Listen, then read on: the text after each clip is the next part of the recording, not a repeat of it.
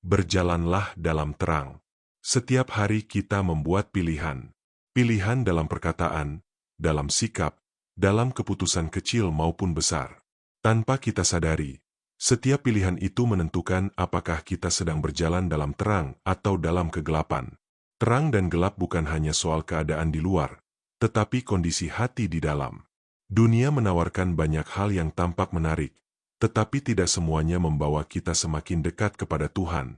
Ada kompromi yang terlihat kecil, ada dosa yang disembunyikan rapi, ada kebiasaan yang dibiarkan karena dianggap wajar. Lama-kelamaan, hal-hal itu membuat langkah kita menjauh dari terang Tuhan. Karena itu firman Tuhan mengingatkan kita untuk hidup dalam terang. 1 Yohanes 1 ayat 7. Tetapi jika kita hidup di dalam terang sama seperti Dia ada di dalam terang, maka kita beroleh persekutuan seorang dengan yang lain, dan darah Yesus, Anaknya itu, menyucikan kita daripada segala dosa. Hidup dalam terang berarti hidup terbuka di hadapan Tuhan. Tidak ada yang disembunyikan, tidak ada yang ditutupi. Terang Tuhan memang menyingkapkan dosa, tetapi bukan untuk menghancurkan kita. Terang Tuhan menyucikan dan memulihkan. Ketika kita datang dengan kerendahan hati dan pengakuan yang jujur, darah Yesus menyucikan kita dari segala dosa. Berjalan dalam terang juga berarti hidup dalam kebenaran firman Tuhan. Mazmur 119 ayat 105 berkata, Firman-Mu itu pelita bagi kakiku dan terang bagi jalanku. Di tengah dunia yang penuh dengan suara dan pendapat, firman Tuhan menjadi arah yang pasti. Tanpa firman, kita mudah tersesat oleh perasaan, tekanan lingkungan, atau ambisi pribadi. Tetapi ketika firman menjadi dasar hidup, kita tahu kemana harus melangkah. Efesus 5 ayat 89 berkata, Memang dahulu kamu adalah kegelapan, tetapi sekarang kamu adalah terang di dalam Tuhan. Sebab itu hiduplah sebagai anak-anak terang, karena terang hanya berbuahkan kebaikan dan keadilan dan kebenaran. Identitas kita telah berubah. Dahulu kita hidup dalam kegelapan dosa, tetapi sekarang kita adalah terang di dalam Tuhan. Itu sebabnya cara hidup kita pun harus berbeda. Berjalan dalam terang terlihat dalam sikap sehari-hari. Dalam kejujuran saat tidak ada yang melihat. Dalam kesetiaan ketika tidak ada yang memuji. Dalam pengampunan ketika hati terluka.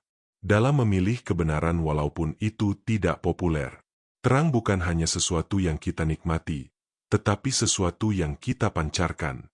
Kadang kita takut datang kepada terang karena merasa malu atau bersalah. Kita berpikir Tuhan akan menghukum atau menolak kita. Namun Yohanes 8 ayat 12 berkata, Maka Yesus berkata pula kepada orang banyak, katanya, Akulah terang dunia, barang siapa mengikut aku, ia tidak akan berjalan dalam kegelapan, melainkan ia akan mempunyai terang hidup. Yesus adalah terang yang memberi hidup.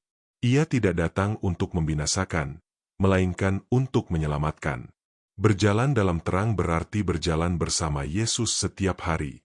Artinya kita mau dikoreksi, mau dibentuk, dan mau taat.